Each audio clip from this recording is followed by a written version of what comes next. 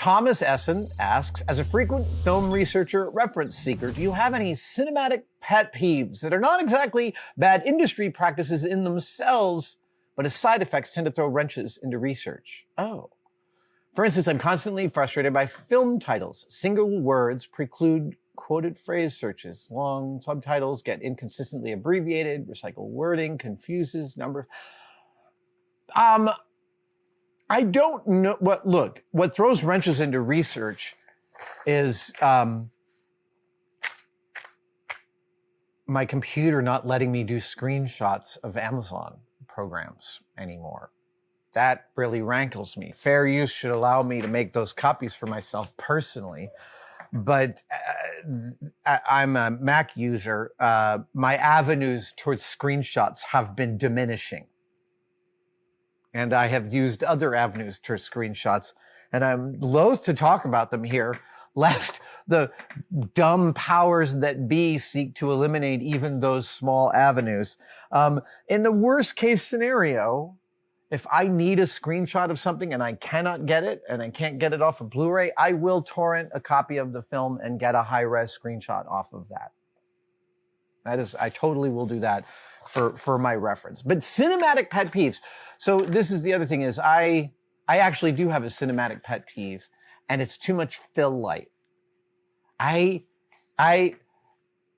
When you're a director of photography, your job is to light stuff so that you can see what's in the frame.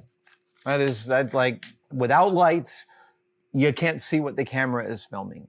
So a DP or a DOP, their job is to light the frame. And I totally appreciate that. Sometimes when someone's a little dark, they'll take a bounce card and they'll put it here and do fill light. And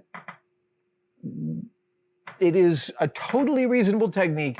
It can sometimes get overused. And I can totally recognize it when I see someone outdoors with a little too much light on them. It actually takes me right out of the film when I can tell there's too much bounce light on them. And I tend to like directors like Clint Eastwood, who specifically does not allow his DPs enough time to set too many lights. From what I understand within the industry, Eastwood has always been a reasonable workday director. Like, he does not overwork his crews to 16-hour days for months on end. He is budget conscious. He is time conscious. And I appreciate all of that. And I also really like the lighting in his films. We actually just watched Sully this weekend with Tom Hanks and Aaron Eckhart. And it's a stunner. It's a stunner. I have my issues with Eastwood, but honestly, as a director, he is one of my favorite directors. And well, one of my favorite actors. This is sweet. Chris Wiggins, 2092, says, Sci-fi lore suggests that astronaut helmets should have lights inside the helmet pointing out. It looks cool on screen, and it lights the actor's face. But doesn't it give an awful glare or reflection to the wearer?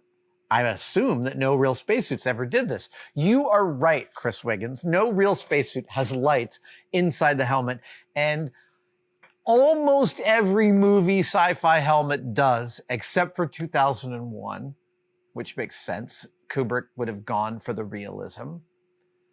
And sometimes when I wear or put together one of my spacesuits, I wore one from Lost in Space television show recently, and I made my own for G4 a couple of years ago.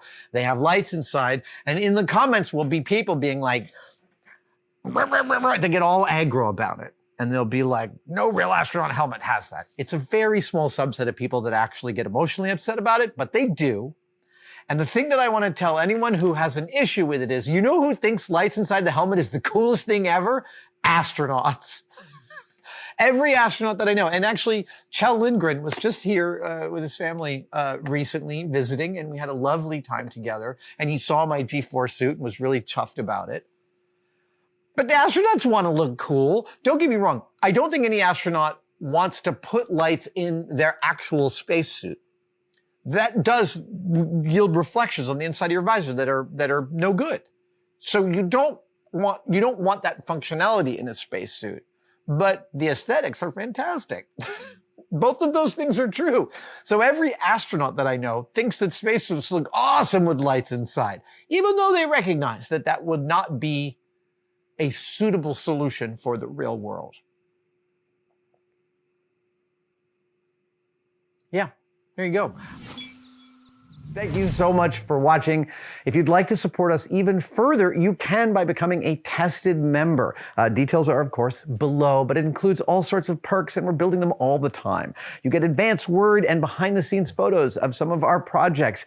Questions, you get to ask direct questions during my live streams, and we have some members-only videos, including the Adam real-time series of unbroken, unedited shots of me working here in the shop. They are weirdly meditative. Thank you guys so much. I'll see you on the next one.